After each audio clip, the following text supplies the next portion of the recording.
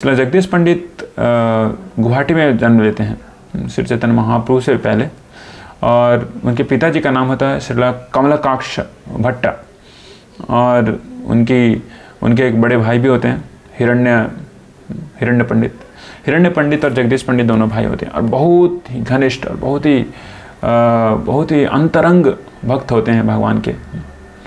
तो उनके पिताजी के जाने के बाद, गुवाहाटी में उनका देहांत हो जाने के बाद, वो सीधे मायापुर चले जाते हैं। तो मायापुर में जगन्नाथ मिश्र, जो कि श्री चैतन्य महाप्रभु के पिताजी हैं, उनके घर के एकदम पास में ही उनका घर होता है, और उतना ही पास नहीं बल्कि कम से कम तो 200 मीटर दूर, और इस तरीके से वहाँ पे वो निवास करते हैं। और फिर श्री चैतन्य महाप्रभु छोटा निमाई, जो कि बहुत ही छोटा है, शिशु निमाई, तो उनके साथ एक बहुत ही प्रसिद्ध लीला है, पहली लीला मैं जिसका वर्णन करना चाहूँगा, कि शिशु निमाई जो कि कभी भी जगन्नाथ मिश्र के घर से बाहर नहीं जाता था, एक दिन बहुत रोने लगते हैं। वो शिशु निमाई बहुत रोने लगते हैं। मुश्किल से उनकी आयु होती है 9 मास और या फिर 1 साल, 9 मास से 1 साल का, तो बहुत रो रहे होते हैं। तो हम जानते हैं कि गौरहरी या फिर निमाई को चुप करने के लिए माताएं क्या करती थी, वहाँ पे हरे कृष्ण महामंत्र कीर्तन करती थी। जैसे हरे कृष्ण महामंत्र कीर्तन करते वैसे ही निमाई शांत हो जाते थे। लेकिन आज सची माता हरिनाम भी कर रही है, फिर भी निमाई शांत नहीं हो रहा है। तो अंततोगत्वा ये जो समस्या है ये पहुँच जाती है जगन्नाथ मिश्र के पास। तो जगन्नाथ मिश्र बोलते हैं, क्यों शांत नहीं हो रहा है, क्या चाहिए आपको, क्या चाहिए तुमको विशंबर, क्या चाहिए आपको निमाई। तो निमाई छोटा सा बालक, जो कि घर से कभी बाहर नहीं निकला, अभी भी वो माँ का दूध ही पी रहा है, तो वो बोलते हैं क्या कि आज मेरा एक भक्त है जिनका नाम है जगदीश पंडित, वह एकादशी का पालन कर रहे हैं और बहुत ही अच्छा से भोग बनाए हैं, तो मैं उसको ग्रहण करना चाहता हूँ, वहाँ पे प्रसाद लेना चाहता हूँ। तो सभी अचंभा रह गए। सची माता मतलब निमाई की माँ और निमाई के पिता जगन्नाथ मिश्र दोनों अचंभित रह गए कि कैसे छोटा सा बच्चा, ये जगदीश पंडित नाम का एक व्यक्ति है, तो हमें पता है लेकिन इसे तो पता कैसे है, और वहाँ पे एकादशी का फिस्ट बना है, वो कैसे इसको पता है। तो रोना बंद नहीं कर रहे थे कि ठीक है तुमको चलना है जगदीश पंडित के घर, ठीक है चलते हैं। तो वहाँ से जगदीश पंडित के घर निकले, और वहाँ पे देखते हैं कि सही में जगदीश पंडित के घर पे बहुत ही अच्छे से वहाँ पे इसका आयोजन किया जाए, फिस्ट का आयोजन किया गया है, उन लोग एकादशी का पालन भी किए हैं। तो जगन्नाथ मिश्र बोलते हैं, अरे जगदीश और हिरण्य, आप लोग ने इतना अच्छा से आयोजन किया, मुझे बताया नहीं। देखो ये निमाई इतना रो रहा है बस आपके पास आने के लिए, पता नहीं इसको आपका नाम कैसे पता है। तो जब जगदीश पंडित ने देखा कि जगन्नाथ मिश्र अपने बेटे को गोद में लेके आ गए हैं, तो उनकी आंखों से अश्रुपात होने लगे, और तुरंत उन्होंने जगन्नाथ मिश्र के गोद से निमाई पंडित को अपने गोद में ले लिया और अंदर चले गए घर के अंदर। वहाँ पे उन्होंने निमाई पंडित को मतलब निमाई को विष्णु के आसन पे रखा, जहाँ पे गोपाल रहते हैं एकदम पास में रखा, और गोपाल और निमाई दोनों को एक साथ भोग अर्पित किया। जब जगन्नाथ मिश्र ये देखते हैं तो उनको बोलते हैं कि अरे आप ये क्या कर रहे हैं, ये तो सही नहीं है, आप जहाँ पे विष्णु की आराधना पहले की जानी चाहिए, आप वहाँ पे निमाई को रख दिए, और वहाँ पे निमाई को सारा का सारा जो भोग है वो वहाँ पे अर्पित किया जाता है, और छोटा निमाई खूब चाव से जो भोग है उसको ग्रहण करते हैं। तो जगदीश पंडित जगन्नाथ मिश्र को बोलते हैं, देखो आपका जो विष्णु है, लेकिन मेरा विष्णु, मेरा गोपाल, सब कुछ यही है निमाई। तो इस तरीके से यहाँ पे हम लोग देख रहे हैं कि इस लीला में निमाई पंडित निमाई, जो कि श्री चैतन्य महाप्रभु स्वयं हैं, श्री चैतन्य महाप्रभु वो बता रहे हैं कि कैसे वो सब कुछ जानते हैं। भगवान श्री कृष्ण बोले हैं कि वर्तमानानि चार्जुन भविष्यानि च भूतानि माम तु वेद न कश्चन। भगवान सब कुछ जानते हैं, कौन कहाँ पे क्या कर रहा है, सब कुछ उन्हें पता है। उसी तरीके से एक दूसरी कहानी आती है जगदीश पंडित जी का। जगदीश पंडित एक बार पुरी जाते हैं, और पुरी में वहाँ पे प्रत्येक 12 साल के बाद एक इवेंट होता है पूरी मंदिर में जिसको कहते हैं नव कलेवर।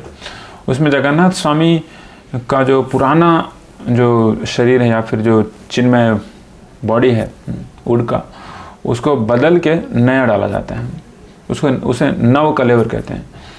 तो जब जगदीश पंडित उन्हें पता चलता है और ये जो इवेंट है होने वाला होता है, ये जो कार्यक्रम है होने वाला होता है, तो बहुत ही भाव विभोर हो जाते हैं जगन्नाथ की वियोग में, जगन्नाथ की विरह में, और बहुत ही रो रहे होते हैं। पिछले 2 दिनों से काफ़ी वो उदास रहते हैं और इस तरीके से वो प्रार्थना कर रहे होते हैं भगवान जगन्नाथ से। तो उसी दिन जिस दिन ये नव कलेवर का जो कार्यक्रम है, नव कलेवर का जो फेस्टिवल है जो हो रहा होता है, उसी समय अंदर से पांडागण आते हैं और बोलते हैं कि कौन है जगदीश पंडित नाम का व्यक्ति जो कि गौर देश से आए हैं, जो कि बंगाल से आए हैं, कौन है? तो जोर जोर से चिल्ला रहे होते हैं पांडा। तो जगदीश पंडित बोलते हैं मेरा नाम क्यों ले रहा है, तो आप इधर आइए, सामने आइए, बाहर आइए। तो उनको बोला जाता है कि देखिए राजा के स्वप्न में जगन्नाथ स्वामी आए हैं कल, और उन्होंने आज्ञा दी है कि ये जो विग्रह है इसको मिट्टी के अंदर नहीं डाला जाए, इस विग्रह को जगदीश पंडित को दे दिया जाए और जगदीश पंडित इसको गौर देश लेके जाएंगे। तो इस तरीके से क्या आप ले जाओगे? तो पांडा बोलते हैं क्या आप ले जाओगे? तो जगदीश पंडित बोल रहे हैं कि हाँ लेके जा सकता हूँ, लेकिन समझ रहे हैं जो भगवान जगन्नाथ स्वामी का जो जगन्नाथ स्वामी जो हैं काफ़ी विशाल हैं, 100 एकदम पावरफुल बलिष्ठ भक्तों के द्वारा भी उठाए नहीं जाते, इतने भारी हैं। जगदीश पंडित बोले ले तो मैं जा सकता हूँ, जब जगन्नाथ मेरे कांधे पे बैठ जाएंगे तो मैं ले जाऊँगा, कोई प्रॉब्लम नहीं। तो अच्छा चलो। तो जब उस नव कलेवर के जो पुराने विग्रह को निकाला जाता है और जगदीश पंडित के लिए अच्छे से उनको ना जगन्नाथ स्वामी को लाठी से बांध के कपड़े से लपेट के इस तरीके से दिया जाता है जिससे कि जगदीश पंडित उठा सके। लेकिन अकेला आदमी कैसे उठा पाएगा, वो भी पूरी से जो बंगाल का रास्ता है, पूरा 1 महीना पैदल चलना है। तो जगदीश पंडित ने महान भक्त होते हैं कि जैसे ही वो उठाते हैं जगन्नाथ स्वामी को, जो कि जगन्नाथ स्वामी को ना बांस के साथ कपड़े के साथ लपेट के, तो वैसे ही जगन्नाथ स्वामी एकदम कॉटन जैसे हो जाते हैं, एकदम हल्के हो जाते हैं, कॉटन स्वाब जैसे, रुई के जैसे एकदम हल्के हो जाते हैं और कांधे पे बैठ जाते हैं। और कांधे पे लेके जगदीश पंडित पुरी से आते हैं बंगाल, और बंगाल में आते मतलब पूरा का पूरा महीना लग जाता है, और इस तरीके से जगह जगह पे सेवाएं करते हुए आते हैं, एकदम हल्के हो जाते हैं। लेकिन एक जगह है मायापुर के पास, उन्हें आना होता है मायापुर, लेकिन मायापुर से कुछ 50 किलोमीटर दूर एक जगह है जिसका नाम है चकदा। और चकदा में आके फिर से जगन्नाथ अपना जो भारी वाला जो फीचर है उसको फिर से प्रकाश करते हैं, बहुत भारी जाते हैं जैसे थे वैसे। और जब वो इस तरीके से भारी जाते हैं तो जगदीश पंडित बोलते हैं कि वाह, अरे आपको तो मायापुर जाना था, तुम तो यहीं पर रुक गए, क्या किया जाए? तो मुझे लगता है कि तुम नहीं जाओगे। तो और सारे ग्रामवासी भी बोलते हैं कि नहीं ठीक है, इनको यहीं पे रहने दीजिए, क्योंकि अब हमारे गांव में रहेंगे, बहुत अच्छा है। तो जगदीश पंडित ने बोला ठीक है, अगर आपको जाने का मन नहीं है तो ठीक है, आप इधर ही रह जाओ। तो वहीं पे रह गए।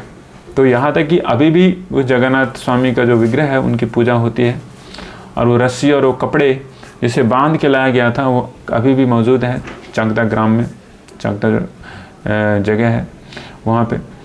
तो हम लोग देख रहे हैं कि श्री जगदीश पंडित, श्री भगवान जगन्नाथ स्वामी कितने महान होते हैं। तो बोला जाता है कि जगदीश पंडित हैं, ये भगवान श्री कृष्ण की लीला में जो द्विज पत्नी थे, द्विज पत्नियाँ थी, जो द्विज पत्नियाँ अपने हस्बैंड से बगावत करके भगवान श्री कृष्ण की सेवाएं की थी। जब भगवान श्री कृष्ण और बलराम गोचारण में गए हुए थे तो उन्हें भूख लगी थी। भगवान को तो भूख भक्तों से लगती है, भक्तों के आसपास होने से उन्हें भूख लग जाती है, राइट। तो उन्होंने पूछा कि जाओ बलराम, जाओ सभी गोप बालकों जाके देख के आओ, यहाँ पे बगल में एक द्विज बस्ती है या फिर द्विज लोगों का घर है, वहाँ से आप थोड़ा प्रसाद कुछ खाने पीने के लिए लेके आइए। तो जो ब्राह्मण थे उन्होंने एक भी नहीं दिया, लेकिन जो ब्राह्मण पत्नियाँ थी उन्होंने पूरा अच्छे से खाना बना के इस तरीके से बिना यज्ञ पे चढ़ाए हुए सीधे डायरेक्टली वो भगवान श्री कृष्ण और बलराम के पास प्रस्तुत होती हैं। तो ये थे जगदीश पंडित और हिरण्य पंडित, वो द्विज पत्नियाँ थीं। तो एक और कहानी आती है, तीसरी कहानी, कि जब श्री चैतन्य महाप्रभु निमाय पंडित संन्यास लेते हैं, तो संन्यास लेने के बाद वो पुरी में निवास करते हैं। जब पुरी से वो एक बार लौट रहे होते हैं वृंदावन की तरफ, और चाकदा ग्राम होते हुए वो जाते हैं। तो चाकदा ग्राम में जगदीश पंडित की जो पत्नी है उनका नाम होता है दुखिनी दासी। तो दुखिनी दासी बिल्कुल श्री सची माता जैसा ही उनका वात्सल्य तथा प्रेम होता है निमाय पंडित के प्रति, निमाय या फिर श्री चैतन्य महाप्रभु के प्रति एकदम उनके जैसा। ऐसा भी कहा जाता है कि सची माता तो निमाई को दूध पिलाती थी, साथ साथ में दुखिनी भी, जो कि जगदीश पंडित की वाइफ हैं, वो भी दूध पिलाया करती थी, राइट। तो ऐसी ममता थी। तो जगदीश पंडित के घर पे आते हैं श्री चैतन्य महाप्रभु। अब वो पूर्ण सन्यासी हैं, ज़्यादा दिन तक नहीं रुकेंगे। तो बहुत ही प्रेम से जो दुखिनी हैं, जो कि जगदीश पंडित की वाइफ हैं, वो स्वीट राइस बनाती हैं। और स्वीट राइस बनाते समय वो चैतन्य महाप्रभु के भाव में इतनी लीन हो जाती है कि बिना करछुल या फिर बिना किसी पैडल के वो स्टर कर रही होती है, हाथ से गरम दूध को वो स्टर कर रही होती है। और यहाँ पे बाहर में चैतन्य महाप्रभु बातें कर रहे होते हैं भक्तों से, और बातें करते करते एक बार जोर से चिल्ला उठते हैं, हाथ चल रहा है। तो हाथ कैसे चल रहा है, यहाँ पे तो कुछ भी नहीं है, हम लोग का तो हाथ नहीं चल रहा है, आपका कैसे हाथ चल रहा है। तो श्री चैतन्य महाप्रभु बोलते हैं कि अंदर जाके देखो क्या हो रहा है अंदर में। तो वहाँ पे अंदर जाके देखा जाता है कि दुखिनी वो अपनी हाथों से गर्म दूध को वो मिला रही हैं जिससे वो खीर बना सके। तो वहाँ पे जाके जगदीश पंडित खूब डांटते हैं उनको, क्या तुमको पता नहीं है, तुम अपने हाथों से हिला रही है और ये इससे निमाई का हाथ चल रहा है। तो दुखनी बोलती है, यार मैं हिला तो मैं रही हूँ, उसका कैसे चल रहा है। तो जगदीश पंडित बोलते हैं, तुम्हारा कैसे जलेगा तो उसका हाथ, क्योंकि तुम पूर्ण रूप से उसके भाव में हो। तो हम लोग देखते हैं कैसे हरिदास ठाकुर को जब पीटा जाता है 22 बाजार में, तो उनको एक भी दुख नहीं होता है, एक भी जो कोड़ा है ना उसका जो पेन उनको नहीं लगता है। सारा पेन किनको लगता है, श्री चैतन्य महाप्रभु लगता है। तो दुखनी बोलती है, मुझे तो कोई पीड़ा नहीं हो रही है। पीड़ा इसलिए नहीं हो रही है क्योंकि सारा का सारा जो पीड़ा है वो निमाई को हो रहा है, चैतन्य महाप्रभु को हो रहा है। तो उसको बंद करो, जाके हाथ धो तुरंत हाथ धोती है। तो श्री चैतन्य महाप्रभु की ऐसी बहुत ही मधुर ऐसी लीलाएं हैं। और वहीं पे जब वो निकलने वाले होते हैं दुखनी के घर से, जगदीश पंडित के घर से, चाकदा से, तो दुखनी बोलती हैं कि देखो निमाई, आपने अपनी माता के कहने पे तो वृंदावन छोड़ के पुरी में अपना हेडक्वार्टर बनाया, तो मेरी भी इच्छा है कि आप मेरे घर पे रहो, मेरे घर को छोड़ के मत जाओ। भले ही मेरे पास गोपाल है लेकिन आप भी रहो साथ में।